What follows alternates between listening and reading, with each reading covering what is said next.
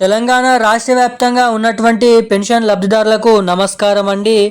మన రాష్ట్ర వ్యాప్తంగా ఉన్నటువంటి పెన్షన్ లబ్ధిదారులకు కొత్త పెన్షన్లు 4,016 రూపాయలు, 6,016 రూపాయలు.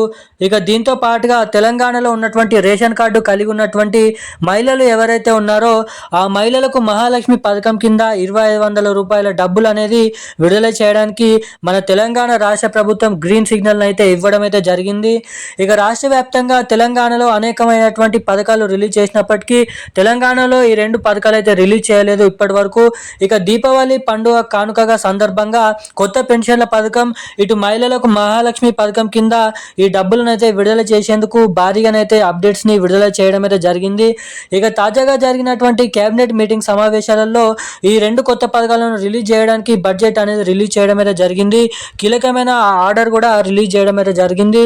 ఇక ఈ రెండు కొత్త పథకాల కింద డబ్బులు మన తెలంగాణలో ఈ అక్టోబర్ నెల చివరాఖరులో, నవంబర్ నెల మొదటి వారంలో జమ చేయనున్నారైతే అప్డేటు.